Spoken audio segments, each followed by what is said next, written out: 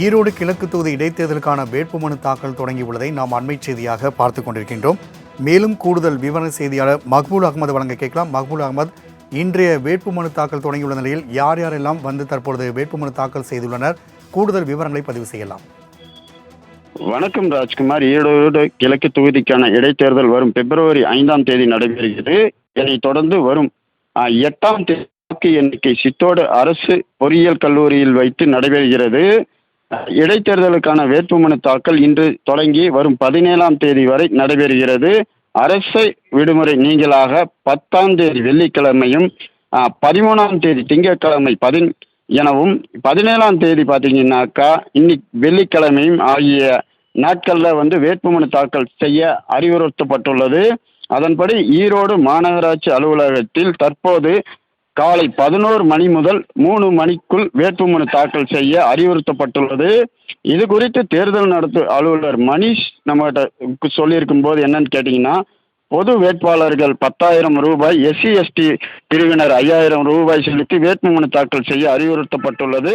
வேட்பாளர் உட்பட 5 பேர் மட்டுமே வேட்புமனு தாக்கல் செய்யும் இடத்தில் அனுமதிக்கப்படுவார். வேட்பாளர் வரும்போது 3 கார்களில் 200 மீட்டருக்கு அப்பாலும் ஒரு காரில் 100 மீட்டர் வரையிலும் அனுமதிக்கப்படுவார். அதற்கான அந்த கோடுகள் எல்லாம் போடப்பட்டுள்ளது. அங்கீகரிக்கப்பட்ட அரசியல் கட்சி வேட்பாளர்கள் அவர் சார்ந்த வேட்பாளர் பரிந்துரையும் அத்தொகுதியை சேர்ந்த ஒரு வாக்காளர் முன்மொழிந்தாலும் வழங்க வேண்டும் எனவும்,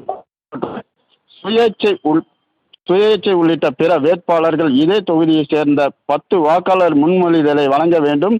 வேட்புமனு தாக்கலுக்கு முன்பாக அவர்களது வேட்புமனுவை சரிபார்த்து வழங்க தனியாக அலுவலர்கள் நியமித்து இருக்கிறோம் எனவும் தெரிவிச்சிருக்காரு. அவர்கள் மனுவை சரிபார்த்து உரிய ஆவணங்கள் இணைக்கப்பட்டுள்ளதா என்பதையும் சரிபார்க்கக்கூடிய அந்த நேரடி காட்சிகளையும் நாம பார்க்கிறோம்.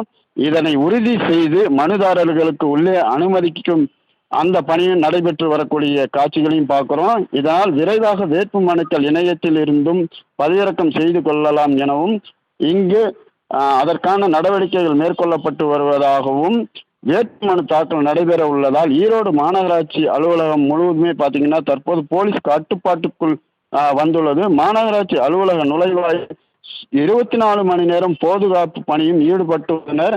அதே போல பார்த்தீங்கன்னா மாநகராட்சி அலுவலகத்தில் பணிபுரியும் ஊழியர்கள் கடும் சோதனைக்கு பிறகு அனுமதிக்கப்பட்டுள்ளக்கூடிய அந்த காட்சிகளையும் நம்மால் காண முடிகிறது. தற்போது பார்த்தீங்கன்னாக்கா தேர்தல் மன்னனான பத்மராஜன் முதல் வேட்பாளராக சுயேட்சையாக 247வது முறையாக அந்த வேட்புமனுவை தாக்கல் செய்து கொண்டிருக்கிறார். அதன் காட்சிகளை நம்ம பார்த்துக்கிட்டு இருக்கோம். ராம்குமார், தகவலுக்கு நன்றி.